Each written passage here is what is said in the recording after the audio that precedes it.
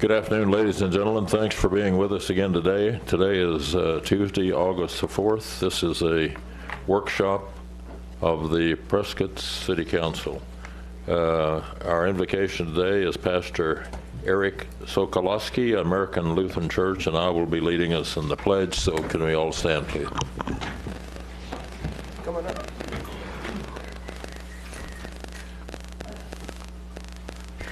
Let us pray. Thanks. Heavenly Father, it is a great privilege to be able to be here, Lord, and to do your work, Lord, through the civil activities, the decisions that we make. Lord, Prescott is certainly a very blessed city, and we just pray, God, that you would continue to work through us, give us your wisdom and your understanding. Lord, it's a difficult world today. There's a lot of decisions that we need to make, and we just pray, Lord, that we would align our will with your will, because it is only in you, God, that we have victory, and it is in you that we seek wisdom and understanding, God, for today. And so, Lord, I just pray, God, that your blessing would be upon this meeting and be upon the individuals here, and that we would glorify you in all that we do and the decisions that we make according to your glory. In Jesus' name, amen. Amen. Thank you. Join me, please. I pledge allegiance to the flag of the United States of America and to the republic for which it stands, one nation under God, indivisible, with liberty and justice for all.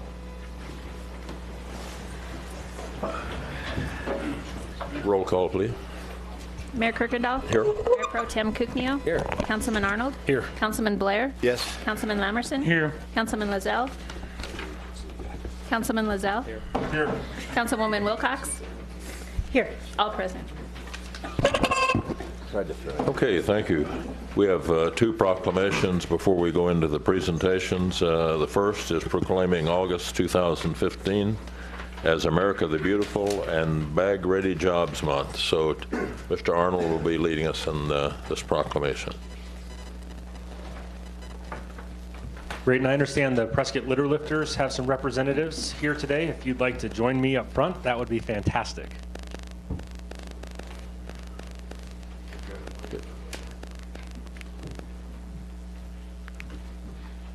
Designation of the third Saturday of February, May, August, and November for Quad City communities to promote and participate in litter removal events. Whereas the mayors and councils of the Quad Cities recognize the value of keeping our streets and highways free from litter, do hereby encourage each community to promote and participate in litter removal events at least 4 equally spaced times each year. And whereas the benefits of having multiple partnerships at focused times throughout the year are duly noted and encouraged. And whereas it is the recommendation, that recognition reward systems be utilized by using the ADOT activity reports requested by individual communities. These reports are issued by ADOT Risk Management, verifying the level of participation by various ADOT Adopt a Highway groups. And whereas it is intended to encourage the attendance at council meetings by all of the ADOT Adopt a Highway groups at the end of each year to receive recognition for their efforts and impact upon the local economy and bring the ongoing education of the benefits of such litter removal programs. And whereas enlisting local businesses to encourage their local youth groups to use the America the Beautiful and Bag Ready Jobs opportunity to earn their funding needs or to perform a community service requirement. And whereas that all mayors and councils hereby join together within the Quad Cities in declaring that litter removal events be held at least 4 times per year, beginning on the 3rd Saturday of the following months, February, May, August, and November. Now therefore, Marlon Kirkendall, Mayor of the City of Prescott, does hereby proclaim the month of August 2015 to be known as America the Beautiful and Bag Ready Job Months. Do you have anything you'd like to say? Well, the Prescott Litter Lifters work 2 days a week, and we cover 60 miles, and we picked up 1,100 bags of litter last year for 1,086 hours of volunteer time. Wonderful. Well, thank you for all the work that the Prescott Litter Lifters do. We see them out on the side of the road all the time, so thank you. Yeah, we have Good. Thanks, folks. Okay, next, proclaiming August 4th, 2015 as National Night Out. And Chief, why don't you, here we go. I don't know why I didn't get the last one. I pick up trash every day. That was pretty good, actually. Chris, it's not working. Well, thanks for coming up here. This is a proclamation making August 4th, 2015 National Night Out. Whereas annual National Night Out provides a unique opportunity for the city of Prescott to join forces with thousands of other communities across the country in promoting cooperative police community crime prevention efforts. And whereas the city of Prescott plays a vital role in assisting the Prescott Police Department through joint crime, drug, and violence prevention efforts in the city of Prescott and is supporting National Night Out locally. And whereas it is essential that all citizens of the city of Prescott be aware of the importance of crime prevention programs and the impact that their participation can have on reducing crime, drugs, and violence in the city of Prescott. And whereas the police community partnerships, neighborhood safety, awareness, and cooperation are important themes of National Night Out program.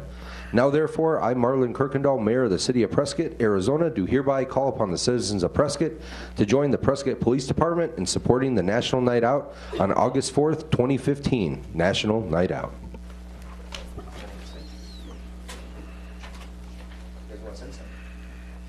Thank you, Mayor and Council. Thank you so much for the proclamation. And your police department, we participate in crime prevention activities all year round, but this is the one night of the year where we highlight the National Night activities. And the command staff that's here with me today, thank you, all of you, for being here to support this.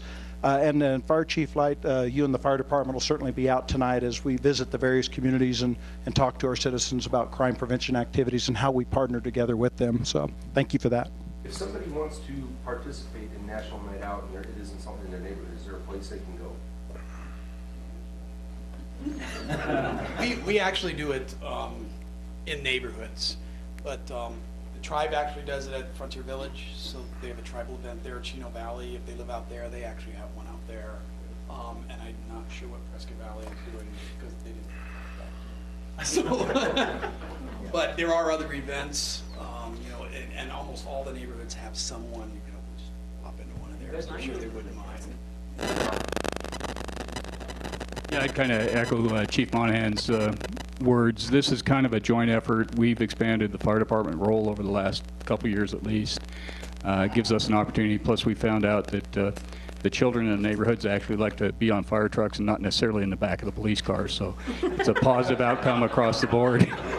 And with that, but from a public education perspective, we do get a good opportunity to mingle and kind of get our message out there as to what it's like to serve in this community.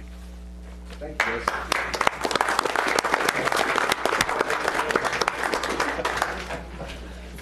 Chris, I probably shouldn't say this, but the fire guys know where the best food is. You're right. You probably shouldn't have said that. Okay, Neil, come on down. Prescott Chamber of Commerce, introduction of new businesses. Thank you. Good afternoon, Mr. Mayor and Council. My name's Neil, and I'm the Membership Director for the Prescott Chamber. Next Wednesday, be sure to register for the Women in Business Luncheon. That's from 12 to 1:30 at the Hacienda Inn, and you can go online at prescott.org. Everyone is invited to our next mixer, Thursday the 27th at 5 p.m. This one's a little bit different in that it's the Salute to Educators, sponsored by Friendly Pines Camp. So come on out and say hi to the teachers and bring a door prize. The Prescott Chamber continues to grow with this list of new members. We have Grandma's Bakery, Abbott Insurance Consultants, Caldwell Banker, Home Care Assistants, Canine Contracts LLC, Merchants Bottom Line, Prescott Winery, RDO Equipment Company, Stratos Wealth Partners, Touchmark at the Ranch, and finally, Two Mamas Pizza. Thank you. Thank you, Neil. Did you break 1,000? Not yet. Not yet. We're getting there. Getting close? Each year. Good. Good job. Thank you. Thank you.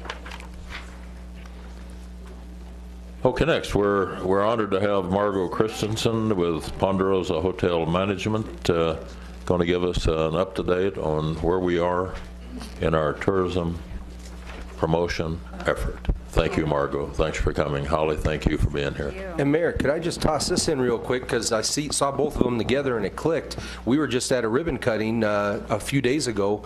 Prescott's first public electric car charging station was put in at the Marriott downtown, and we had a big ribbon cutting. It was fantastic Great. to see that come Yeah. around. Thank you for your Yeah, work. we've got a lot of good Facebook posts from that, a lot of great local exposure too, so we're excited. So thank you for having us, Mayor and Council. As was said, I'm Margot Christensen, Ponderosa Hotel Management Services Vice President of Marketing and Public Relations. And I'm Holly Maurer with Ponderosa Hotel Management. I'm Vice President of Operations for the Marriotts. And so we just wanted to kind of be here today to quickly give you an overview of tourism in the Prescott area, where we came from 5 years ago, where we are today, and maybe some success stories along the way and some things that we've been able to achieve in the last 5 years. So where I want to start, whoops, here I got to push the button, don't I? There we go. May 2009. Now, the data contained in this slide, I'd like to tell you, is from Smith Travel and Research, and it's not proprietary to our company. This is data that's aggregate data from 14 area hotels. So this gives you a pretty good overview of the market in general. So in May 2009, the occupancy for the Prescott area plummeted to 48% year-to-date for May 2009. That is a really low and scary number. So we started collectively digging into what was going on with our market at that time, and 5 hoteliers got together in July of 2009 and purchased the Smith Travel and Research report that could give us the data necessary to analyze what was happening. This report cost $500. 5 of us got together at $100 each just to get the data that we needed. So at that time, we didn't have a Convention and Visitors Bureau or an Office of Tourism here, which would normally house this report. So that's why we needed to get it and figure out what was going on. So the decline continued through 2009, with Prescott's economy far worse than nearly every other city in northern and rural Arizona. We knew that because we were analyzing this report throughout the state, so that we knew as an industry we were almost at the very bottom with respect to tourism. Prior to 2009, we relied almost solely on Phoenix as our feeder city, and at that time our primary audience here was relocation and construction and weekend visitors from the Phoenix area. So that was probably one of the causes of why we fell to the bottom so badly. Thanks. So we learned a lot of hard lessons during that time period. These were our fatal mistakes previous to 2009, before the recession. As I mentioned, we limited our marketing reach only to Phoenix, primarily, and in-state print advertising. At that time, we didn't have any presence at high-profile domestic and international trade shows, whereas all of our competition around the state had been attending those travel shows for years. We had almost no engagement with the Arizona Office of Tourism in the coordination of media missions and familiarization tours. We had some engagement with the Office of Tourism with print advertising and regional campaigns, but not with direct sales and marketing activities. And at that time, social media was really beginning to come on board in the travel industry. We weren't anywhere on the radar or even thinking about social media at that time. And most importantly, we didn't have a sales staff or a sales manager focused on corporate groups, meetings, and international. And the reason for that is because we didn't have a CVB or a tourism office in place, so we didn't have staff to take care of those sales activities. So the lack of diversifying our audience, not engaging in these basic marketing functions, that was really the root of what caused our demise back then. And that was what promptly swifted all of us working together, you and the hospitality industry, into creating that Office of Tourism. There was a high level of stakeholder involvement and collaboration at that time, and we really turned things around. So from July 2009 to July 2010, all of us worked together in making all those hard decisions to create the Office of Tourism here in Prescott. Director and supporting staff were put into place, dedicated exclusively to carrying out the sales and marketing functions that tourism stakeholders expect with bed tax collections. And by the summer of 2010, Prescott was finally on that logical path to have a fully functioning DMO with staff. And I want to break for just a second to tell you a quick story of something that happened about 5 years ago during when all this craziness was going on. As I do my job and I'm traveling around the state, going to state industry conferences and meeting with tourism executives from around the state, I would bump into people here and there along the way. And they would say things to me like, Margot, you know, Prescott really is kind of under the radar. We don't hear very much about Prescott, and you don't really have an industry person out there going with us to various sales functions and media missions and traveling with us to state conferences. It's almost like you want to be Arizona's best kept secret. And if you guys would just get organized, you could really be some competition someday. Well, that was a big motivator. And for the next 5 years, with all of us working together, that's exactly what we did next. So I want to pitch it to Holly to kind of share some of those success stories. Okay, so the slide that you have in front of you shows you May 2009 to May 2015. And so year-to-date occupancy in 2009, the city experienced 48% occupancy compared to this year at 61.5%. So huge increases there. And then year-to-date average rate in 2009 was $82.18 compared to this year at $91.27. And most importantly, revenue per available room in 2009 was at $39.49, and this year it increased to $56.12. So you can see the huge $16 per available room sold, which translates into a huge significant increase in sales and bed tax collections for the city. Recent achievements since the organization of this tourism department. Groups of meeting leads are now being distributed regularly from the tourism department to all Prescott properties on a regular basis. Our international inbound travel has increased into Prescott, most importantly from Germany, Australia, Italy, and Canada. We now have a regular presence at top domestic and international trade shows, whereas we never did before. So we have been going to Go West Summit, the National Tour Association, and I'm sorry, that's a typo. Yeah, National Tour Association, not Trade Association. And International Powwow, which is the largest international trade show in the world, held each year here in the U.S. Also, each year we host several familiarization tours into Prescott that the Prescott Office of Tourism organizes, giving all the hoteliers ample opportunity to meet the tour operators and many journalists from around the world. We also have a huge collaboration now between the hotels and tourism department and economic development, and it's extremely high now where it never was before. And I know from an operational perspective, being a general manager at the Residence Inn, it gives us a really unique opportunity to get to know the tour operators and have a better relationship than we ever had before. And I'd like to add a couple things that weren't on this slide that I inadvertently left out. I'd like to commend the City of Prescott Parks and Recreation Department. We have had more tours and tournaments coming this year. I don't know what they're doing behind the scenes, but the growth has been exponential in the way of tournaments. And Holly, you had some thoughts about stay and play tournaments? Mm-hmm. Yeah, so a lot of our tournaments in past years, I've been in this market for 5 years now, and a lot of our tournaments before were a lot of families coming up from the Phoenix, Tucson, Scottsdale area who were going back and forth and not staying here in Prescott, coming up to play, turning back around and going home. And now, more than ever, we've seen an increase in stay and play tournaments where families are coming, but they're told they can't participate in the tournament unless they're staying here in Prescott. And it's been just a dramatic increase in the number of tournaments and the number of room nights that we've seen produced from those tournaments. So it's been huge.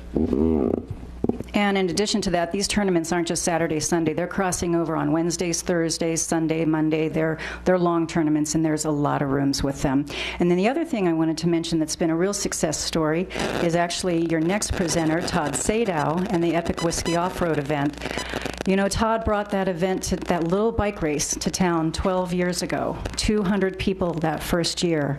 It's now grown to close to 2,000 people 12 years later. It's huge for our area. And it's not just a 4-day event. It's created a mountain biking industry. And that would never have been done if it wasn't for all of you and all of us working together. So we just created that tournament and that industry together, and it's been a great collaboration. So thank you for that. Thanks. A couple other quick slides on data to share with you. Arizona Office of Tourism just last year launched a new research project. It's called the Buxton Report. And what this project is, it's new research, and it analyzes consumer visa spending in Arizona broken down by every region of the state.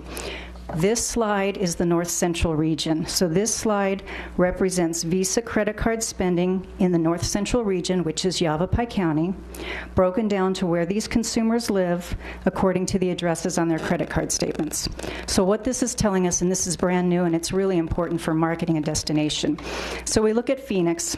Well, that's no surprise, 33.8. We knew Phoenix would be at the top without even looking at this report. But what's more important is lines number 2 through 10. Those were the cities that we didn't know were there and how much money they were spending in our area. So this is so important for marketing when Don Prince creates his marketing plan, to know what other cities other than Phoenix are spending money in our area so we can target them through marketing and advertising and press releases and social media. So next slide. And then this, broken down even more, is the share of Visa spending on hotels and overnight lodging for these top 10 markets in the North Central region. So again, we look at Phoenix. That's the lowest percent of expenditures on lodging. No surprise there either, because we know the Phoenix people come here to spend a few hours. They're day trippers, or maybe they spend a night, but they're not spending multiple nights here, and they're not spending the most on lodging. So to us, they're not really a high-value customer. We can't dismiss them or discount them. Phoenix is important to us, of course, but they're not really considered high value. The rest of those cities are the ones we really need to pay attention to, and a lot of that information is in Don's marketing plan that I encourage all of you to glance through when you have some time. The highest number of spending on lodging is San Francisco, Chicago, and New York.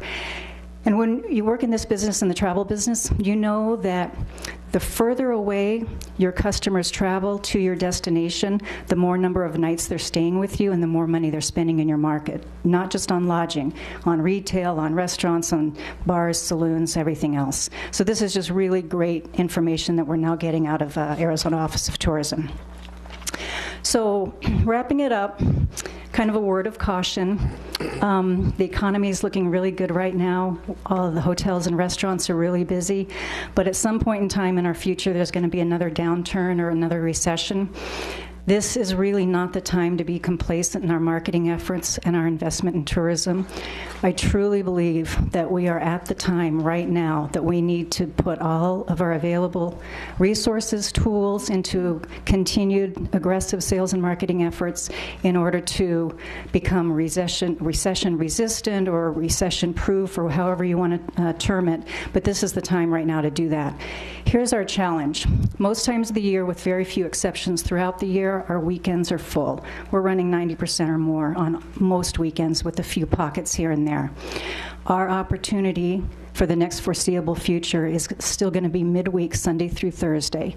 How are we going to get more tournaments here midweek, more corporate groups, more meetings, more international? That is really, truly the key. And a lot of those answers can be found in the Tourism Office marketing plan. So, key objective of the Tourism Office over the next few years: diversify our customer mix beyond the summer weekend visitors by marketing to corporate groups, meetings, tour and travel, and international inbound, primarily from Europe and Asia. So that's our message. Thank you so much, all of you. This is a really complicated industry. You guys have been at the forefront of working with us over the last few years. Your service, your dedication, all the time you've put into this very difficult decision-making process. Everyone, we really, really appreciate you and what you've done. So thank you for your service, and let's take this up to the next level. I think it's time. So with that, I'll close. Any questions? Yes, you got several, looks like. Charlie? Mayor, thank you. First of all, I just wanted to thank you both for the presentation. We know that Prescott runs heavily on our tourism, and a lot of people contribute to making that happen.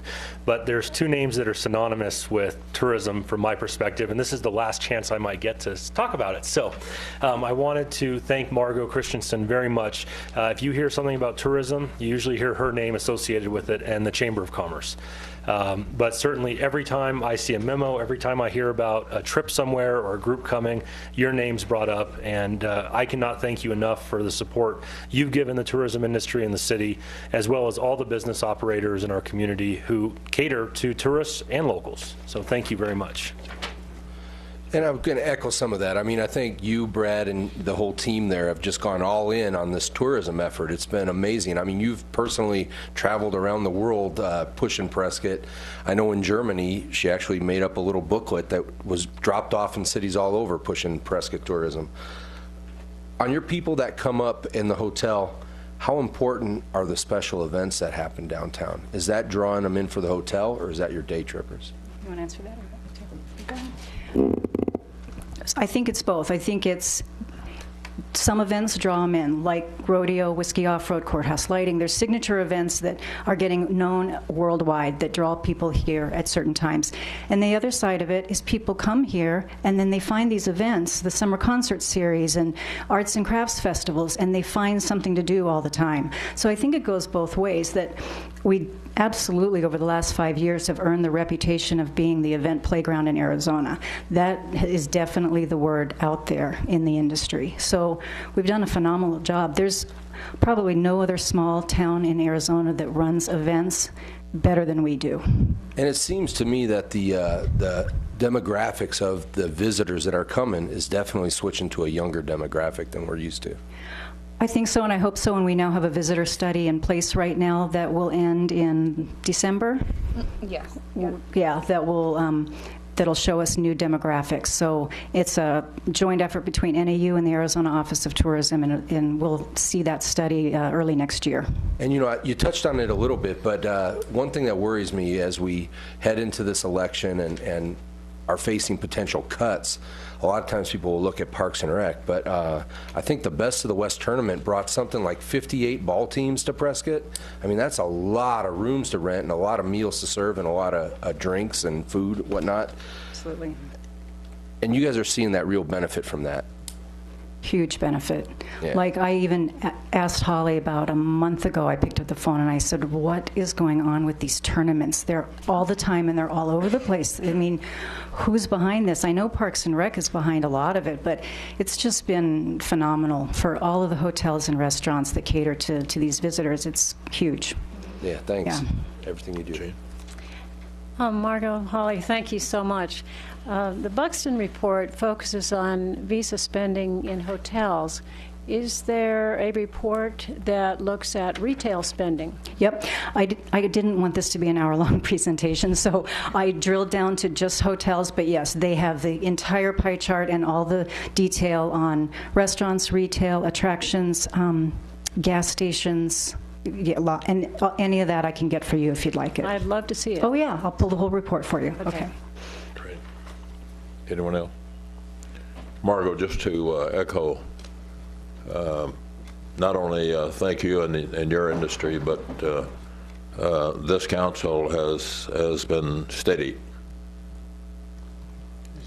through this whole process of growing back far more than what we lost. So I want to commend the council for standing strong when we were short of money, but making sure that we continue the program. So thanks very much for being here. Thank you. Thanks Thanks for all you guys do.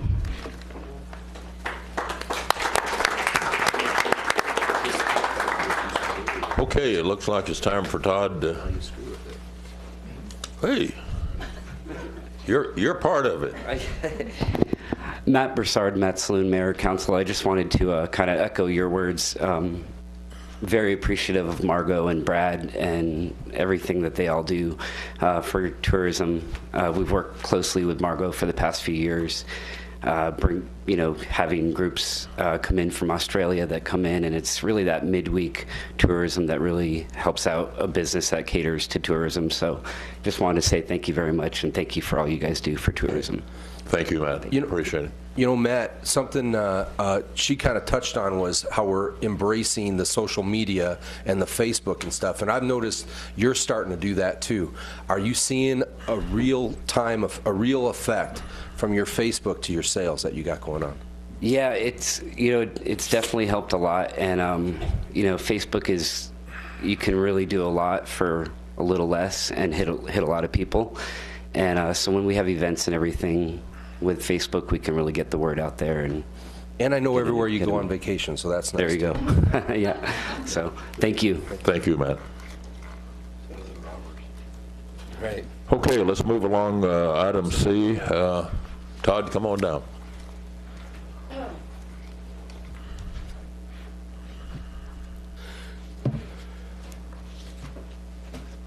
All right. I think we need to queue up a video. Mayor and Council, my name is Todd Sadow. I'm with Epic Rides. We produce the annual Whiskey Off-Road. We produce the event with the support of each of you, your fine community, and as to maybe echo Margot's comments, it's been a long and fun road, and we look forward to continuing it. We'll start off today with a video. We usually do a recap video, a sizzle reel. This year's event, the party was dampened by weather. So instead, we're going to take an opportunity that kind of compromised the overarching sizzle reel to show you guys the day 3 video, which is a lot of the riding in the Prescott National Forest.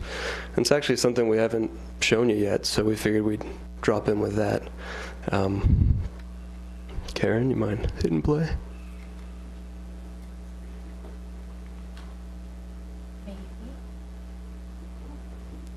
Is there sound? Should be.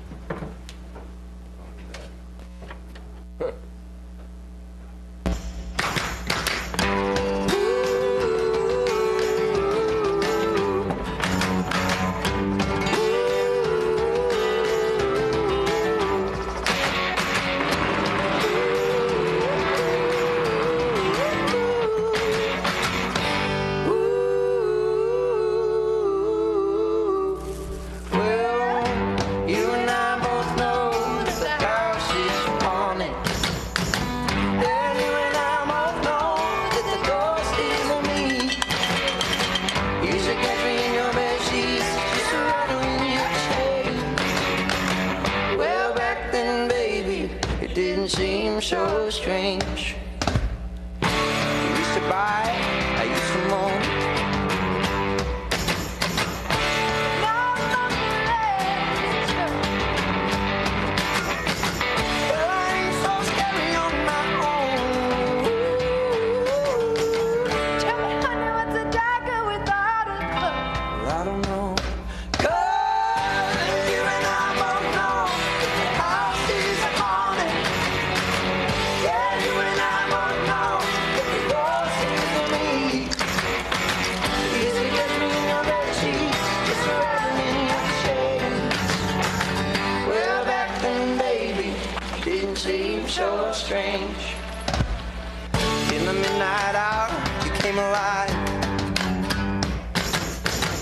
I was looking for my crystal ball. I was busy trying to charm that snake. When the sun came up, we had no place to hide. And the educated burns in my face. Oh. Well, you and I both know that the house is haunted. Yeah, you and I both know that the ghost is on me. You used to kiss me in your bed sheets, just rattling your chain. Well, back then, baby, it didn't seem so strange. Well, even when one is dead and gone, it still takes two to make a house a home. Well, I'm drunk tonight, right up there. You call my name, but no one's there.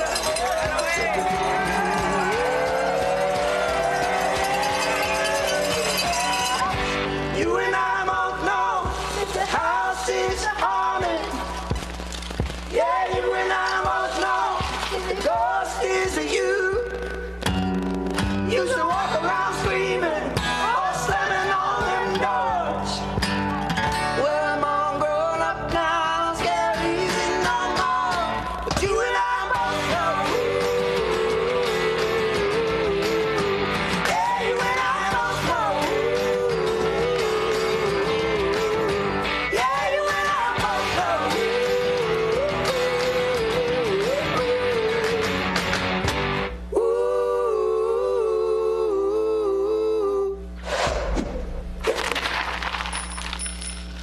Nice job.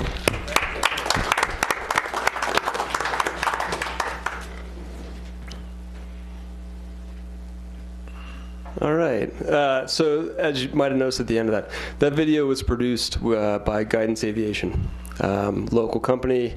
They've been a great partner of ours. Probably need to turn that off. Or we can just let that be the background noise of this sound. Okay. So jumping into the nuts and bolts of the event, this of course is the review of what transpired through the 12th annual Whiskey Off-Road. Starting off with the marketing. And Margot, you gave the perfect drop-in. Thank you. That was fantastic. So we're kind of keeping the theme consistent from Margot's presentation to ours, maybe getting into the micro side of it with the event, with the Whiskey Off-Road. The marketing reach for the event this year was strong. This is a snapshot of it. It's not every piece of or piece of marketing that went out, but it certainly delivers the message, I think. In excess of 2 million impressions. We execute really year-round. It didn't stop even though the event stopped midway through May with the wrap-up. But we have a pretty thorough campaign on the social media side of things through a Whiskey Off-Road Facebook page as well as an Epic Rides Off-Road Facebook page. There's also some Instagram and other social media outlets that we leverage. I think that videos, that one alone, there's 4 different videos from the weekend that go out to media worldwide, but that one's creeping up on about 3,000 views on YouTube, and also I think closer to 5,000 on Pink Bike, which we'll talk about on the next slide. It's a global media for mountain biking. Online advertising. We do a lot, whether it's through our webpage, through our newsletters, which go out to about 10,000 plus people every 2 weeks, and they run about a 40% open rate. So the very effective way to reach out to people that are enthusiasts of mountain biking and to inform them of the opportunities through the Whiskey Off-Road, or just inform them of mountain biking in Prescott and the natural resources. And then print advertising, a very thorough campaign with readership that is, well in excess of 500,000 people or readers for the different media outlets we work with. Any questions or anything about the marketing reach on this side? Basically, this is paid for marketing. These are things that we're developing and implementing for the Whiskey Off-Road that include Prescott, Arizona through the event. The other side of that is the media and the people that talk about the Whiskey Off-Road, and by association, Prescott, Arizona as well. That potential reach is upwards of just about 6 million. And the takeaway from this slide, you'll note that, for instance, RedBull.com, Mountain Flyer, Prescott Daily Courier, who's been a fantastic partner of the event, covering the event practically every day of event week. They're fantastic. But you'll notice that we don't have numbers for some of them.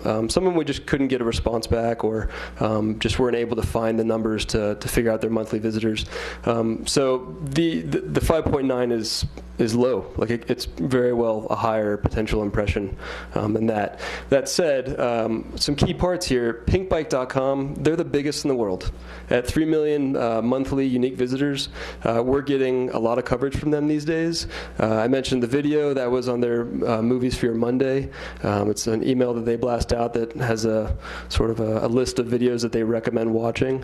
That's gold, to get put in front of all their newsletter subscribers. I'm sure, ours is over 10,000. I'm sure theirs has got to be 6-7 digits of the number of people that subscribe to them. But they are as progressive as it gets, and we're relevant to them, which is great. It shows that Prescott's getting out into a really broad environment where it's a very vertical market. So you're getting out to a lot of people as far as awareness for your natural resources, your trails.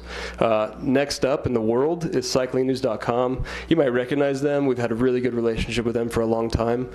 Pink Bike is new to the fold in the last couple of years. Cycling News, they've been covering the event ever since we really started to up our game and develop the event about 5-6 years ago, adding the cash purse and the music and everything.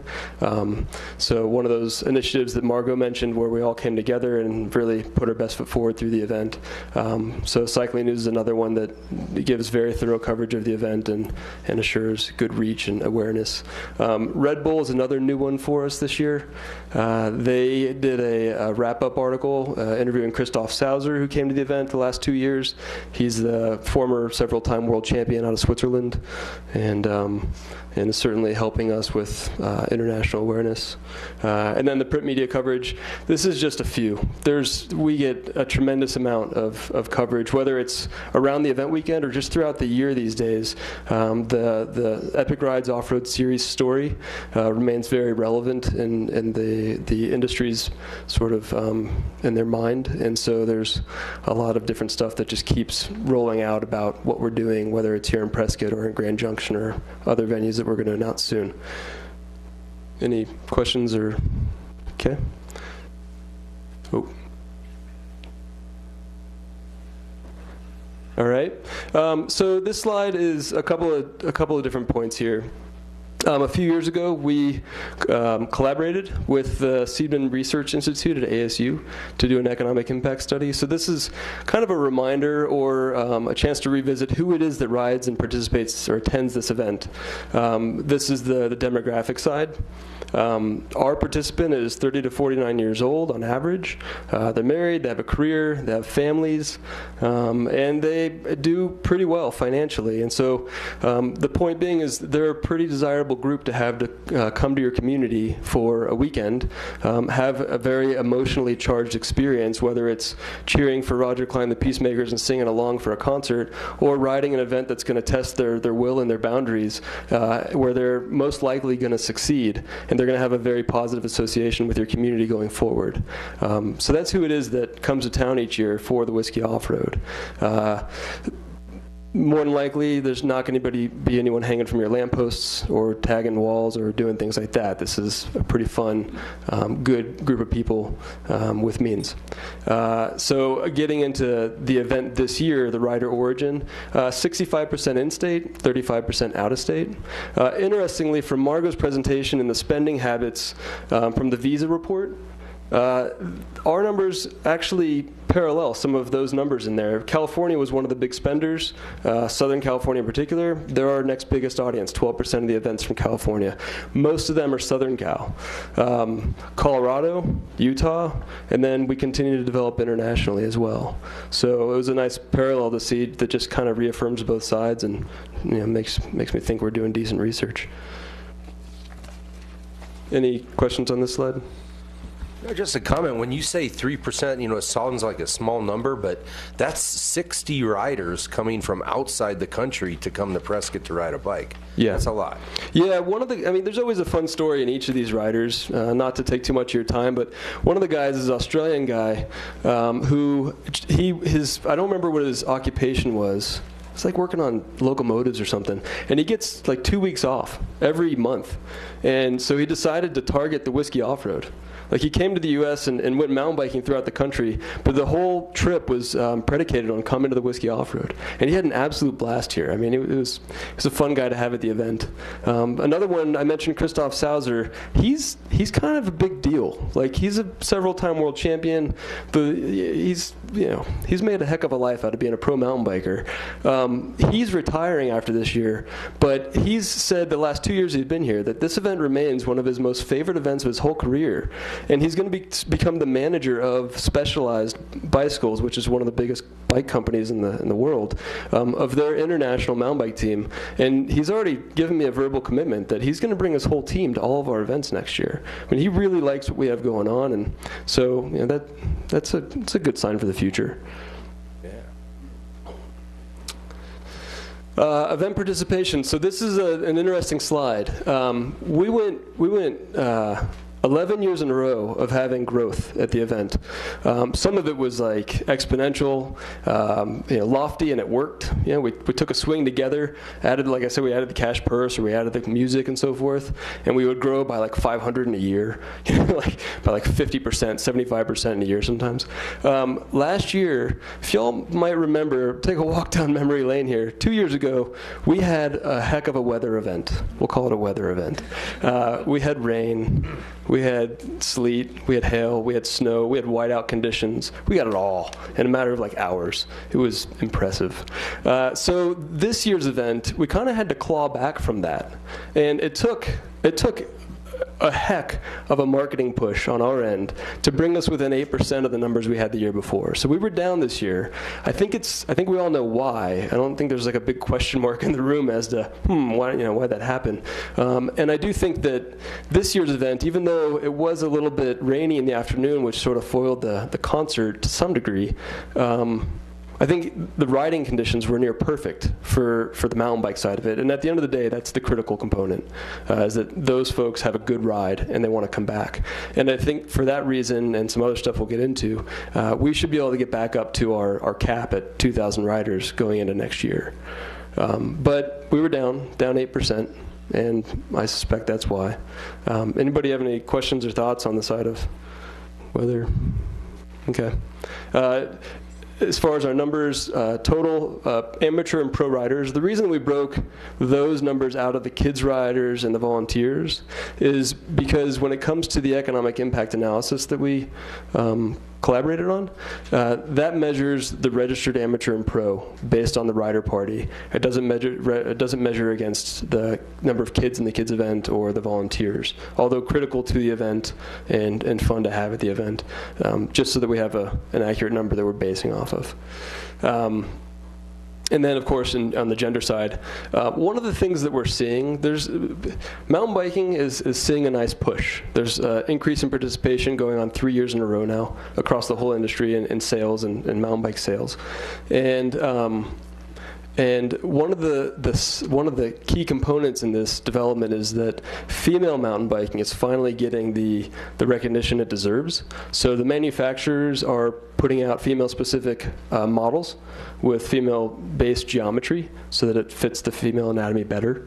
And then there's tons of skills clinics that are targeting women specifically to learn how to mountain bike in a fun environment, non-intimidating environment. And so there's a huge the tide is rising. When we introduced our cash purse and we paid out equally 4 or 5 years ago now, that was as cutting edge as it got. And so we were sort of, carrying the torch on the promotion side and the event side, but now the manufacturer's all in, and there's a lot of other things that are sort of developing at the same time. So I think that we're going to start seeing our female participation numbers increase significantly going forward, which is exciting. Just jumping through some of the post-event survey stuff. One, I want to recognize Karen Warsh, our events administrator. She further developed our surveys quite a bit, so our numbers are stronger. Our understanding of what's happening on event weekend, our ability to collect data is better. We dispatched 4 different surveys, which is more in line with what that economic impact analysis did as well. So we're starting to hit on all cylinders internally where we can provide a comparable output. So we had 4 different surveys, one for the amateurs, one for the pros, one for the sponsors and vendors, like the expo vendors and so forth, and then one for the volunteers. And we got pretty good feedback from the majority of each party. 27% of the amateurs is a massive amount of people. Almost 20% of the pros, about 15% of the volunteers and sponsors and vendors. Gives us enough to work with. It's a sample size that works for us. On the number of people that are attending the event, even though we were down 8%, we were up on the average number of people that come with a rider. 27%, bringing 3 or 4 additional people was a leading percentage for us. Up over historically, it was the 1 and 2 additional people were traditionally the stronger. The stronger amount. Of course, 1 remains the top, but to know that we surpassed 2 additional with 3 or 4. It's encouraging because the rider party's bigger, more people to spend more money. Dining, it kind of speaks for itself. The well into 70% of the people buying 2 to 5 meals. That's a great delivery to the restaurants and bars in the community.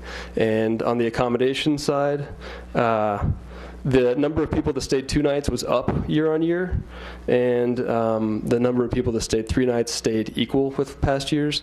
And a key part here, kind of dovetailing off of Margot's presentation, is those longer stays, not just Friday and Saturday night, but Wednesday, Thursday, Sunday, Monday. 7% are staying 4 or more nights. And as the series develops, those stays are going to continue to get longer. The pros come in, we know the pros come into town early. I think we had a couple at the Residence Inn this year that were there for 3 weeks, maybe a month. Emily Batty and her husband, which they came in early, one, because they've discovered this is a great training destination, and that's huge because that'll continue to play out. Chloe Woodruff, who won the last 2 years here, her and her husband moved here because they know it's a good place to live and train as pro mountain bikers. But also people need to prepare for this event. It's not the kind of thing where you can go out and ride the course in an hour and then go back to your regular life. It takes some time. It takes a couple of days if you really want to understand where the top of the hill is or what's around the corner.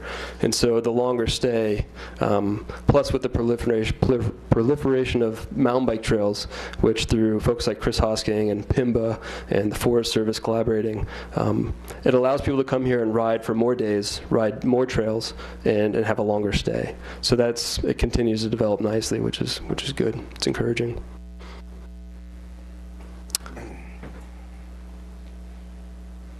So some key information: 17% came to Prescott for the first time. So it's a lot of new people just showing up, getting acquainted with your community, having a good experience in your community. And then 15% were from Prescott. So there's some local feedback in there as well that helps represent the local interest, and that's nice. A number that we don't know a lot about, we didn't study it very much in the impact analysis, but it's a good number to see. The pre-ride, 48% of the riders pre-rode the course. So I mentioned it's something that takes time. It's not the kind of thing you can just show up and do it in an hour and get out of here. But that's an additional visit from 48% of the people that rode in the event or that responded to the survey, I should say.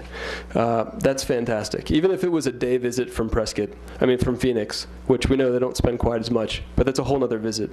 And that's part of the event model. So that's encouraging the people. It's executing well. Our report card, 95% of the riders say that it was a good experience, and they're willing to recommend it to others. That's good. It's great, because usually when they recommend it to others, they talk about Prescott, Arizona. And then a return visit. Looks like we have good odds of bringing back a good group of people for 2016. And maybe even more importantly, we talked about the pre-ride visits, the additional visit, but also 63% said they were likely to come back for a non-mountain biking reason later in the year. So I think that having the event at the end of April, it's part of the shoulder season, it extends your tourism season, that's good, but it also primes the pump for future visits as it gets hot in the valley. And so we've given people that positive association where they say they've got a night or a weekend to get out of town and go to cooler climates, then you're at the top of their mind, which is good. So looking at the numbers, what does this really mean?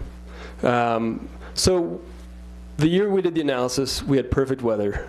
We had a great show. We had great attendance. We capped out at 2,000, and the event hit on all cylinders. So it was a really fortuitous year to do the analysis. That said, it gave us a benchmark. And that delivered about a $4.5 million impact annualized. So we took a conservative approach based on the numbers that we do know, the ridership, which was down about 8%, and then the concert, which we had to cancel a couple of the bands, and then we transferred Roger Klein, the Peacemakers, our headliner, which is the biggest draw, into Lizards, which was really thoughtful of them to host them literally an hour before the show. So I think we plugged in we took a more conservative number, how many people fit in Lizards basically, and knowing that people traveled for that show, because that was part of the agent that we worked with said, hey, let's just get them to play somewhere because there's a ton of people coming from out of town. So we, on a conservative side, we estimated about about a $3 million impact for the year on the event, or from the event to the community. And what does that really mean? As far as the bottom line for tax dollars, it's about $250,000, of which about $60,000 hits the bottom line in the city. So I think it's good to know that on a year where it was sort of a dampened delivery, it still is able to deliver well for the community financially. And of course, on top of the financial benefit is also the marketing value, which is a whole nother ball of wax that we've never measured, but it's carries great impressions and potential for the community. When the event started here 12 years ago, people really didn't stop in Prescott to go mountain biking. They went straight past to go to Sedona and Flagstaff. Now, Prescott's a destination. Like I mentioned, the guy from Australia wanted to come here and ride. So we know that it's effective in that regard, and we know that there's great marketing value that comes from it. Annually, we're looking at least $100,000 commitment on producing the marketing, just producing the marketing to drive the event's attendance and to get people into the community. And with that comes a lot of local knowledge. We create that tourism draw. It's not just a, hey, show up at the start line. It's Prescott's awesome, here's why. So it gives people a fun attachment. Of course, everyone walks away with T-shirts, hats, jerseys, all these things that say Prescott, Arizona on them. Questions, thoughts? Some of the feedback. Fortunately, it's not thankless. The participants love this thing. I mean, they're passionate about it, and they let us know. The whole experience is a blast. Ted from California. City of Prescott and Trail System deliver a truly epic day on the bike. Guy from Vegas. Favorite weekend of the year. It's great from a local guy. So I think it's something that the community really appreciates having. Your mountain bike population here has really embraced the event, and I think it's acted as a good anchor to them. I mean, they've been really, really functional, really dynamic as a group as they've sort of organized, and Prescott Mountain Bike Alliance came together, and they've really learned to play a fun and active role in the trail user community and help produce more trails and more awareness. And they produce their own event in the fall, which is a nice complement to the whiskey in the spring. So it's got good momentum and good word, good sentiments from the community. So looking forward, let's see here. We mentioned the female participation already. Registration cap, the last few years we were knocking on the 2,000 number, filling up early. Coincidentally, the year that it really rained and gave us some weather, we filled up in record time that year, so we kind of took a step back going into the 2015 event. But I do believe we can get back there with the right tools in place, playing the right cards for the event. Our international attendance, I think that'll continue to grow. A couple reasons that international attendance and media exposure will grow. Up in the upper right corner, you'll notice the Epic Rides Off-Road Series logo. And that's just something we started sharing with people in this last year. And then you'll note the Grand Junction Off-Road mountain bike event. We just celebrated our 3rd annual in Grand Junction, and it went really well. It took us 3 years to figure out the market, but this year performed really nicely. We did some really creative things with the community there. We do a day of free music here. We did 3 days of free music there with 2 headliners, and it brought out crowds. People traveled from all over the region to come and see the music. And to the day, that event had 500 riders this year, all right? This event here has almost 2,000. Grand Junction, to the day, and I quote, the best party we've ever seen, all right? Just wait until we get up to speed in that town. That said, we're also adding a 3rd event. We're announcing it next month. Not going to say where because it's not public yet, but I will say it's in the great state of Nevada. And it's with that, we're going to have a $100,000 purse across the 3 events. That's very media worthy. It's also getting to those numbers where our original goal was to create such a compelling series that mountain bikers from across the world would be doing themselves an injustice if they don't come and race as a professional mountain biker for that cash purse. So we're getting up there. That's bar none the biggest cash purse in the world. We've always been knocking on the door, been bigger than any other purse, but that one starts to put a pretty good margin between us and the rest. So very media worthy, very international drawing in nature. So we feel very strongly going forward we'll be able to achieve those things. The event here, we need to do a little bit of housekeeping. As I mentioned, we're coming back from a sort of weather event, and we've got a lot of pieces in place that make me think we can get back to that 2,000 rider cap early in the 2016 event, no problem. But part of that comes with cooperation from the community, from the Forest Service, to reroute the course, freshen it up, so that people that maybe haven't ridden in the event for a while are interested in coming back, as well as it's a big announcement that the media will latch onto ahead of time, and it'll encourage people to want to attend if they hadn't yet, because there's a fresh course to come out and ride. The Forest Service has been cooperative in helping us identify a new course. We're probably going to route the first third of it different from in the past, and with that even resolve some of the sort of issues with the course that some of the riders had experienced in the past, like a bottleneck and stuff like that. And then we also would like to collaborate with y'all and find a way to incorporate a music festival into it, not just a day, but a few days.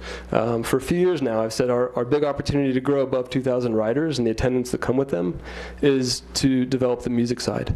And more than ever now, we know that from Grand Junction that bring in higher quality music, more music, which the whole community gets to enjoy, plus out-of-town guests, results in bigger numbers, bigger attendance numbers.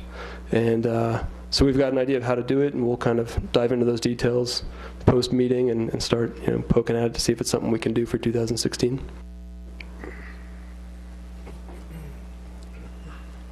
Jane? Thanks, Mayor. Thank you so much. This event means a great deal to Prescott and the city, and we really appreciate your putting the effort into it. I have a comment and a question.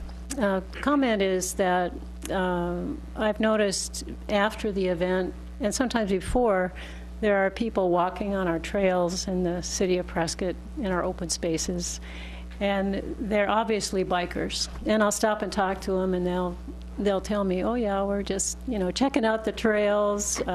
Maybe they're going to be training on our city trails, or they're just after the event, they're just kind of relaxing. So our open spaces that the city of Prescott owns do have tremendous value to the community, and I think they enhance the experience of the bikers who come to participate in your event. My question was, and you kind of hit on it, what else can the city of Prescott do to contribute to your success? Yeah, I think that helping us shift the event a little bit going into the next year, freshen it up, and continue to enhance the value proposition for the attendee is really appreciated at this point.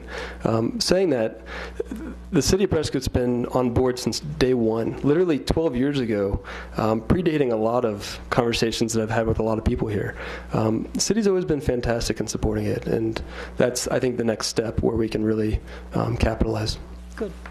Yeah, thanks. Thank you for going back down memory lane there, Todd. If you remember correctly, 12 years ago, there was a lot of skepticism just prior to my leap of faith speech, less than famous, but nonetheless, leap of faith. And I think for return on investment, this has been one of our better signature type events, and it keeps morphing and progressing. Even in your down year, we had a good year. Remember, before we only had 200 people coming. Even in a down year, we still had better than 1,500, So, and when you look at the economic impact of even in a down year, 4 million is better than a couple 100,000. I mean, so you have to look at things. And, the best we can do is be the best we can be at who we are. We're never going to be Silicon Valley, We're not going to be corporate America here. We are who we are.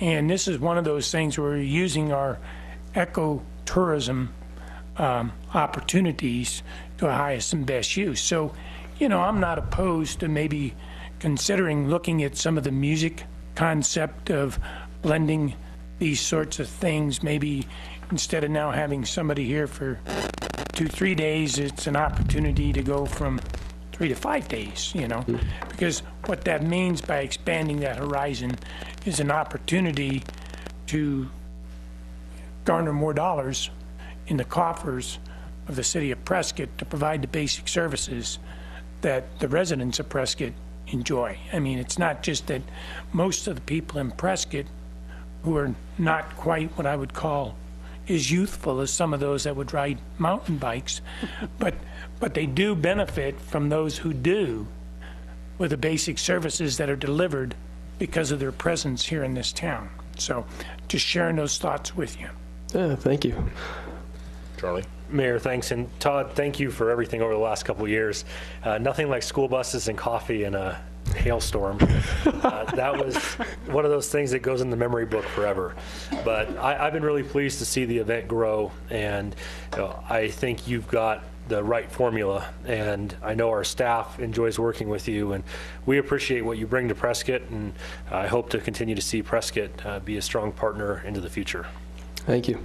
Chris? Yeah, and I just see you doing something that we really desperately needed done. You're stretching that tourism season out. And we're talking all these visitors, all this impact in April, where normally we probably wouldn't have a whole lot of people coming through town. So you're doing it right. I wish we could borrow the Potter's House tent that they always put up, and then we'd have a pretty weatherproof venue for things. But maybe that's in the future for the next council that comes on board. But if we can keep having events like this that stretch out that tourist season, then Margot and her gang of hoteliers will really reap the benefits, as will the bars, the restaurants, the retail, and everybody. So thank you. Gladly. Thank you. Anyone else? Todd, echo thanks. Have you had any initial conversation yet with Don, or have you got a scheduled conversation that's going to be held to talk about some of the things that I plan to get on the schedule this week, okay. Yes, schedule something for the near future. Yeah. Okay, probably important to move along sooner than later. It is, because it's not long until December. Yeah, we are announcing the third venue, like we've done with the Whiskey Off-Road and big announcements. We're going to announce it at Interbike, which is the North American mountain bike or cycling industry trade show. It's in Vegas. About 30,000 people in attendance, and it'd be great to have a trajectory as we walk into that, which is the third week in September. Yeah, good. But I think the ball is in your court to move that along. So. Okay. I know you'll find the cooperation and support here. So thanks very much for being here. Mayor, that does remind me of one thing. Todd and I talked about this last year, but we didn't get a chance to follow up with that show coming up. It's really a good opportunity for Prescott to showcase what it can offer to the mountain bike manufacturing industry and R&D. Mm-hmm. So anything we can do to assist you with information about Prescott would be fantastic. Great. Yeah. Thank you. Mm-hmm. You might even get somebody to go along with you. Who knows? That'd be someone. Someone is welcome to come with. We've got some other people that'll be guest speaking at the press announcement as well. Okay. I know that Mayor, this is your last term here, and there's a few council members that are also going to be departing the council, and I just want to say thank you for all your support over the years. It's been a blast working with you, and I'll look forward to future conversations just outside of this room. And of course, everyone that's sticking around, I'll look forward to working with you and collaborating to keep. Same to you. Kind of be careful with that word "departing." It could leave the same wrong connotation. Exiting the council. Thanks again, Todd. Gladly. Looking forward to it. And a quick thanks to everybody in the community. The last slide here. These events can't happen without everybody wanting to see them happen and succeed. It just can't. It's impossible to go against the grain that way. So we really, really appreciate everybody being on board and supporting the event, even if it means school buses and coffee, or otherwise, whenever we're challenged. And certainly, it's always fun to be in a less challenged environment and just celebrate. Maybe we need to bring a weatherman on board, huh? I don't know if that's going to change anything. Thank you. Gladly. Thanks, Sean. Yeah. Okay, moving along.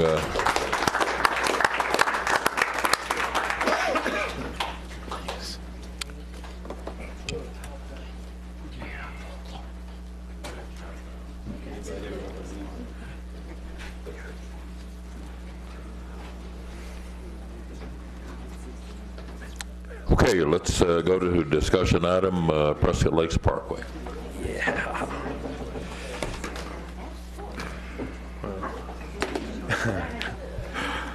Complete shift.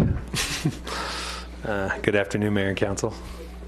So, it's been entertaining presentations. Very good. I'm here today to provide you with an update on traffic conditions and upcoming improvements on Prescott Lakes Parkway in the section between State Route 89 and Willow Lake Road. Public Works felt this would be a timely presentation given the residential construction underway at the top of the hill, the new signal at Blooming Hills Drive, which is scheduled to be turned on later this month, and school resuming at basis next week, actually. The presentation is brief, but should provide you with some roadway details on this section of Prescott Lakes Parkway, information on the speeds and volumes, including projections of future volumes, plans for traffic signals going forward, and finally the basis school speed zone, including some options for improvement to the current layout that we're using. Prescott Lakes Parkway is classified as a minor arterial and serves to connect Blooming Hills, Smoke Tree Lane, and Willow Lake Road to areas to the south and east. It is a 5-lane roadway with bike lanes, curb and gutter, sidewalks on one side, and a landscape median, which extends for the majority of the length. There's a small section to the north where it's not included. The road has steep grades and curves along the south half, and it is flatter with some straight portions to the north. The street is posted at 35 miles per hour throughout the segment, and there's a small section of 20 mile per hour zone in front of basis near the crosswalk.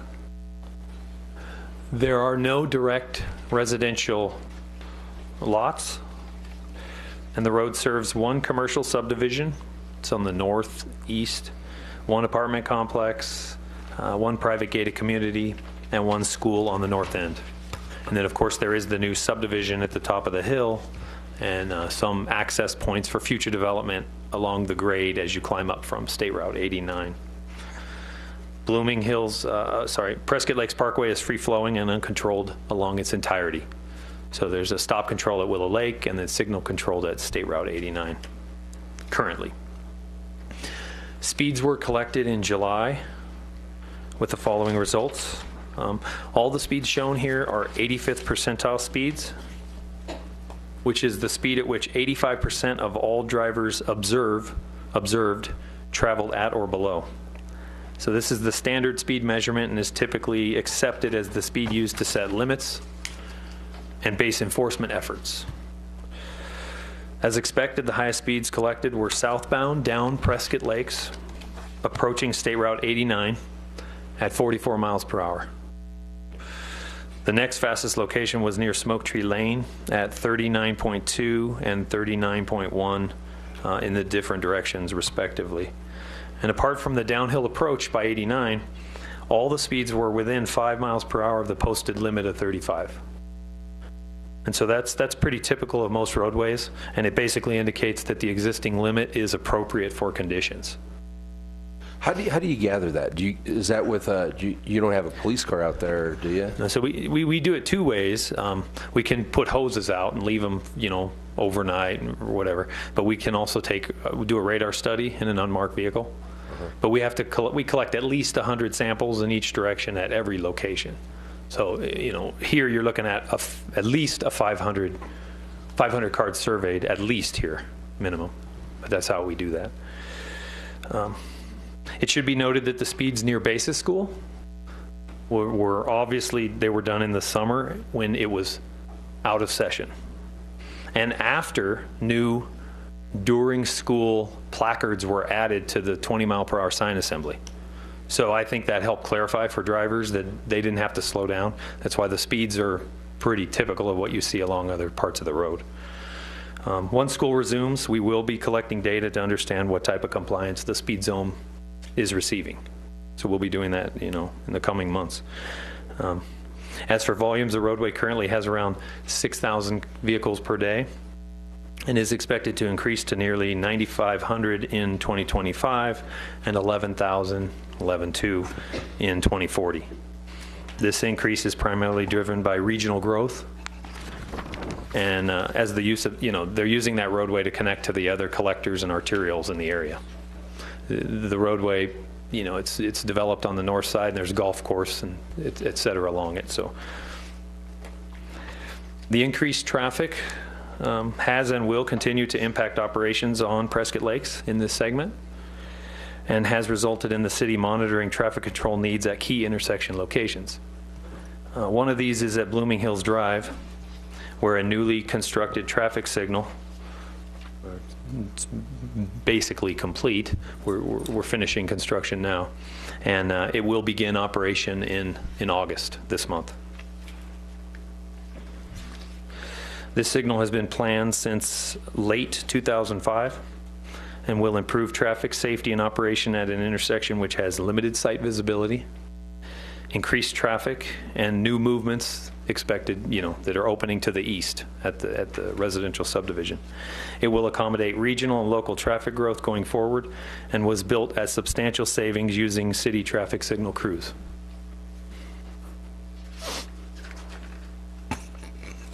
As we look forward, it's our goal to keep Prescott Lakes Parkway operating efficiently and safely.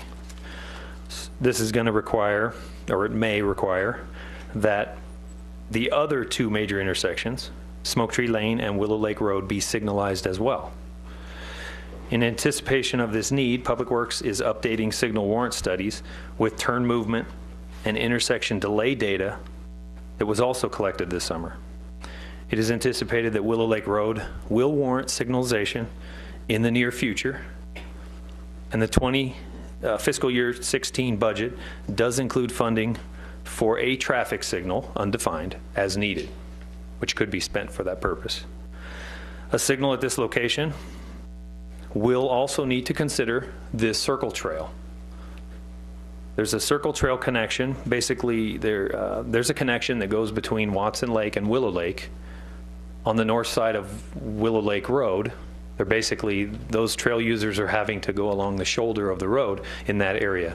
So if and when a signal is warranted, we would need to do some additional improvements, which may include adding curb and gutter, adding a sidewalk, and or some type of multi-use pathway on the north side to allow that connection to operate safely with signal, the signal poles and et cetera behind it.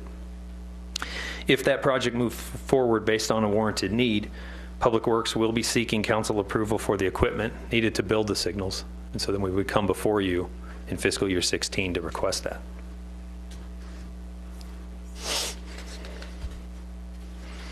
The basis school opening and subsequent traffic, I think that was last year, was our first year, has had a major impact on Prescott Lakes Parkway, primarily due to increased pedestrian crossings. This has required the implementation of a 20-mile-per-hour zone in front of the school to slow traffic for pedestrians in the crosswalk there at St. Andrew's Way and the basis main driveway. This zone and its enforcement has led to complaints from roadway users who want it to be either modified and removed. We've heard that. This zoning is consistent with the requirements of the Manual on Uniform Traffic Control Devices as it was originally installed, but has since been modified, as I alluded to earlier, to include the additional placard to clarify that the time restriction that was in place, 7 to 9 a.m. and 2 to 4, is during school only. So that's not in summertime, weekends, only when school is operation, holidays. However, we do understand that there are some options that could be explored which may improve the zone and driver adherence to it. One of which is the addition of optional advanced school zone ahead signing. So right now there's 4 signs in advance of the crosswalk in each direction. There's 4 different, assemblies you're going to go by that basically warn you of the school crossing, a school zone, the speed reduction, the crosswalk, and then at the crosswalk itself. But we could add an additional sign in advance of this entire assembly that basically alerts drivers that they're coming upon a school zone. Additionally, we could supplement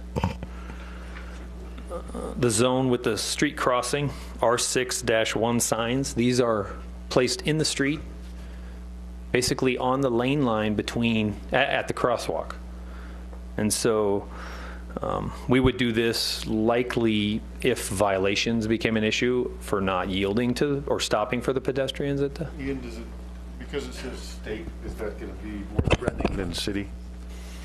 It is a state law, so obviously we would refer to the higher jurisdiction, and that's a standard sign too. Just go fed, go all the way to the top. So this would enhance visibility. It would narrow the roadway by placing a physical object and remind drivers that they must stop for pedestrians within the crosswalk. Now, we haven't experienced that as a problem, but this is one thing that we could do to supplement that. It adds additional emphasis to a law that might otherwise be violated. I think sometimes, there's also the option to put state law yield. You can use the yield or the stop, but the law is you must stop for pedestrians in it. So I prefer the one that clearly goes along with the law. I want to repeat that one more time. So there's an option. I just wanted to state it publicly one more time. It's state law. It is when state people law. are in a crosswalk, you stop. You don't try and beat them through the crosswalk. Correct. Another option would be for Basis School to implement a 15-mile-per-hour school zone using rollouts, as defined in Arizona Revised Statute 28-797. And most people here are going to be familiar with that, the use of these. We have those. Washington School use that, Lincoln School. Ian, why wouldn't they do that? I mean, I thought every school did. They're not required. So there's options. So have they wanted to, or is it just they'd like us to do it? Because like Sacred Heart does it, Washington does it. Does Lincoln do it? I can't remember. Does Lincoln do it? Lincoln does have it, yeah. So I mean, everybody's doing it.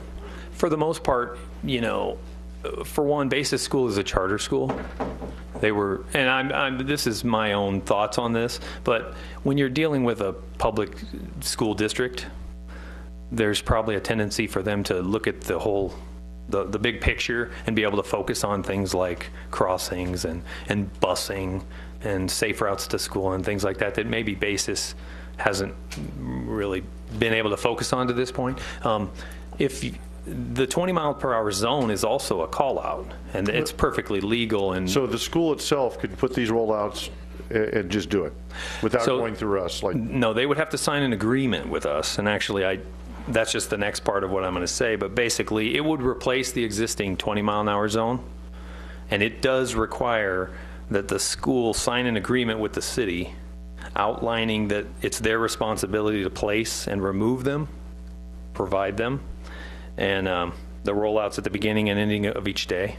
And so, no, it's specific in the state law as to how you handle these zones. Okay. And so, that would have to take place. Is there interest for Basis to do that? Have they talked about interest? Because rather than us placing 8 signs, if they're going to roll out the 15. So I think that it would probably come from our end, discussing with them what this entails. And it's really not much of a change for them, except that they would have that responsibility of bringing out the sign. The reason I bring that up, because I've had some parents call with concerns about the speed limit. Well, in this way, I can just direct them back to the administration of that school so that they can get with you for this agreement. It would solve everything. Yeah, and I think that's one of the reasons we're talking about it here. Obviously, this has been an issue, the speed zone in general. Mayor and Council, In preparing this presentation, we had the discussions, and obviously you're seeing the result of that. If there is an interest on the part of council that we approach, because I think this is the way it would be done, that we approach base of school, then any comments that you have supportive of that would certainly be useful. My sense, I think, and maybe Ian's is too, that the public in Arizona is used to seeing the rollouts in school zones. I mean, that's just the way it's done here. And if a school wants to come into the community, a charter school, and have safe pedestrian travel and so forth, and balance that with the motorists who want to clearly understand what's going on here and not have to read it on a half a dozen or 8 or 10 signs or something like that, this seems like it's the most prudent way of proceeding. And so if there's an interest and support from council on that, that's what we would propose to do. We'd go to them and have a conversation. It would seem, Craig, that it ought to be a partnership between the school and us. And partnerships have to work both ways. So I think we're all used to seeing school zone to 15. I know I am. Ian, do you know if what's the charter school in the Dexter, the old Dexter, was it North Point Academy? They have signs there, and they're a charter school. Yeah, I can't recall if they're still using them, but when it was an elementary school, they were using rollouts. Okay. Yeah. But, you know, I would think that basis would have a very minimum of pedestrian traffic. It seems like most of that is drop off by car. Yeah, I think they would say that as well, and that was their impression of their model is that most people get dropped off. I think they were surprised by the amount of pedestrians they actually had. The other thing is, we all know that Prescott Lakes has beautiful landscaping, and the nature of the roadway is curvy. Yeah. And so that has created an issue because, you know, that you come down there, you're going 40 miles an hour, and then you're on top of a crosswalk or you know, an area where there's pedestrians, which there never was. And so that's what kind of what we're dealing with, and that's why we're here. The sign assemblies for the school, there's 2 on each side. They would remain because by law we're still going to notify drivers of the crosswalk. It would just that we could take down our, you know, the 20 mile an hour sign assembly would come down, and then we would replace that with these rollouts in advance of the crossing, and just have that physical presence and basically do the same thing just with that system. Mayor, I agree with you about the partnership because, you know, Christian Academy does it. They're doing their part. Almost every school in this municipality puts the rollouts, and I just think it's the right thing to do. Mm-hmm. And so certainly we can pursue that, like the city manager said. And, you know, apart from that, we just really, that was the purpose of today's thing, was to let you know that signal is coming.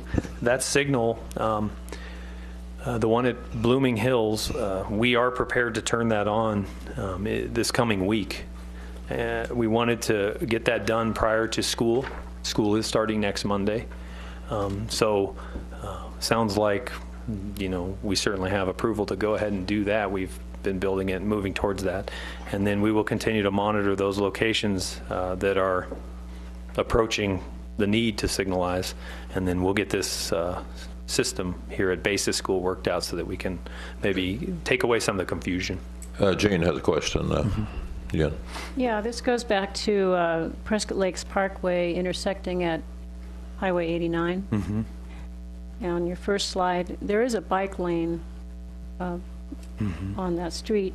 And I think, as I recall correctly, in the bicycle working group that we have meeting with Public Works, one of the people on the committee noted that bike lane with the right turn lane there doesn't meet standard. Are you planning to do anything with that? This slide right here you're talking about? Right. Yeah. Mm-hmm. Relocate that bike lane over here. Yeah, we certainly will be taking care of those things as they're brought up, and we bring in, we obviously contract for our striping, and we do have funds to allow for modifications, but we do package those as one thing and then bring the machine up from Phoenix and get those things obliterated. But yes, that will be modified and fixed. Okay. And then I had a couple of other comments. I know you guys like to do things with numbers and warrants and so forth, but I really think we do need a stoplight at the bottom of Prescott Lakes Parkway where it comes into Willow Lake Road. There's so much more traffic going in and out of there now because of the school. And people use Prescott Lakes Parkway as a cutoff. They think they're saving gas and time and money by by taking Prescott Lake Parkway instead of going to the Watson Lake Roundabout, which is maybe adds a mile or two onto their drive.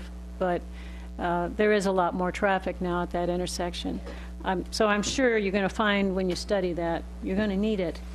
And the third comment was, I've seen in school zones a type of sign that uses a yellow flashing light to tell drivers that these are school hours now and this is the speed limit. I mean, it just really catches your attention. So is that one of the options you were considering?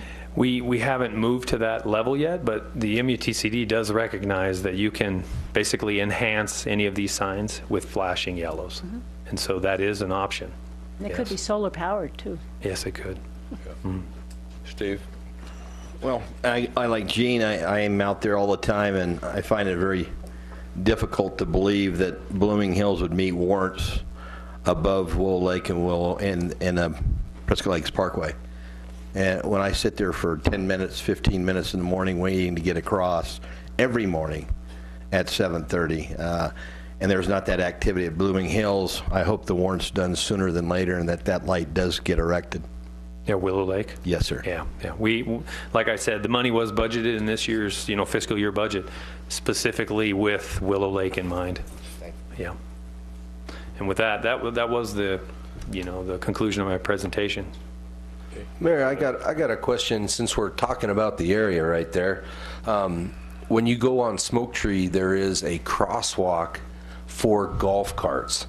And the other day had a little incident, and I'm guessing by the guy in the golf cart and the goofy hat and his hand gesture that he thought I probably should have yielded to that crosswalk to him. If you're in a golf cart, that's a motorized vehicle. You do not have a right of way in a crosswalk, do you? Well, you got me on that one. I actually don't know. I don't know the answer to that. Whether or not, we marked that with a warning sign showing that there's golf carts coming, and I don't know the law whether they think if they consider a golf cart a non-motorized vehicle, like in the realm of a bicycle. But maybe we I don't could know. put a sign up that shows the golf carts, watch out for cars. Well, a lot of ones they do warn. We'll put up a sign that says legal opinion pending. Right, great. Yeah, there you go. Maybe we have the answer. Andy's in the upper pew here. Oh. Yeah, I didn't know that golf carts were allowed on the streets. Oh. Thank you, Mayor, council members. Legally, by law, even a bicycle can't be in a crosswalk because they are considered vehicles. And so if one were to cross with a bicycle, they would technically or legally have to walk it. On a golf cart, I guess that purpose of that crosswalk is to signify a location where somebody's crossing. And I think if we posted a sign for the golf carts have to yield, I think that'd probably be... That's pretty typical that on the approach, they'll warn the crossing vehicle also. There's an antelope that says yield or be cautious of motorized. Yeah, so, yeah. We have a similar situation on Perkins Drive at Antelope Hills, and the golf carts there do give way to motorized traffic. So you were right, Chris. Well, that brings up a good question now, and I'm glad you're standing there. Okay, because I've seen golf carts not with a license on them, not with any sort of street legal means, traveling up and down streets of Prescott. Well, and that's a valid point. Because a golf cart is considered a vehicle, they have to drive on the roadway, but they also have to be licensed appropriately. And you can actually license golf carts. Yeah, and you can also insure them. I mean, I'm sure that minimum insurance would be required on those too. Well, actually, they're under a designated speed so insurance really wouldn't apply to that. I don't know. Have you seen the way some of these folks drive them? Motor-driven bicycles under 25 miles an hour. Mayor, golf carts weren't agendized. I think we need to move on. Enough of this. Who started this? Any more council questions? We have a gentleman in the audience that asked for just a moment. Was your question short-lived, or would it deserve a session all of its own? I can give you 1 minute that will shock you. I thought I was going to speak today, and I have pictures, documentation. I can introduce myself. Normally at workshops, we don't get involved in those things, but if you can do it in a minute. Well, my name is Don W. Legate. I live at 3020 Cabazon Lane, and I had asked to make a presentation probably 4 or 5 months ago on this very subject. So I'm going to, like I told the lady, I'll be very brief. In April, the Daily Courier published an article on April the 10th, and it said the school zone, and it said the police officers were setting up daily on April 8th, on 7th and 8th. They made informant that it was 61 traffic violations, and there was 20 criminal and 45 warnings. It's not accurate at all. The basic school opened in August 2014, and from August 2014 to February the 11th, there was one citation. That was in November the 1st. From February the 12th to April the 21st, there was 131 violations. That's a 13,000% increase. 13,000% increase. The typical fine is $300. I know my fine was $380 because I was a criminal. And I could explain. I have a whole documentation on this, and it really irks me, the fact, and I've listened to the presentation, the 20 mile an hour speed limit sign is 232 yards from the crosswalk. That's 702 feet. There's nobody in the crosswalk. You're classifying that as a school zone. That's not a school zone. School zone is not 702 feet. The basic school, as this gentleman said, transports their students to and from school via private vehicle. Nobody uses that crosswalk. They don't have any crosswalk guards out there. I have documentation on how fast you're going from the 20. On the 20 mile per hour sign, you have 124 yards, 234 feet from the 35 sign. If you're traveling 35 miles an hour, you got 2.9 seconds to make a determination. A, what time it is, how fast you're going. You look at the bottom of the sign and it says 7 to 9 and then 2 to 4. You can't see those markings until you're 30 or 40 yards from the sign. That's 120 feet.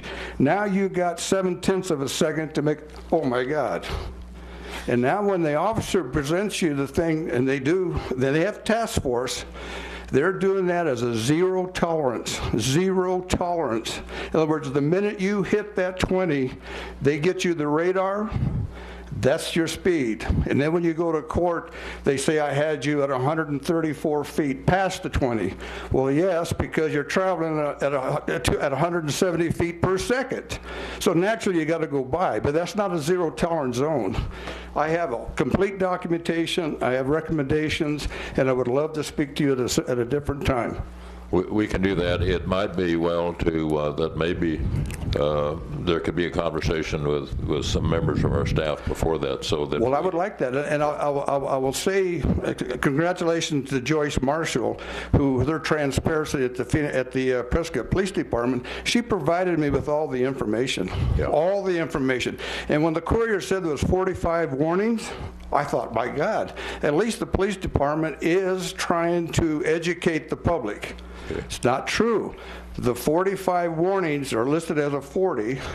That was citations. There were 45 citations with warnings for other infractions, such as a broken windshield or whatever. So, I mean, this is a serious situation. Okay.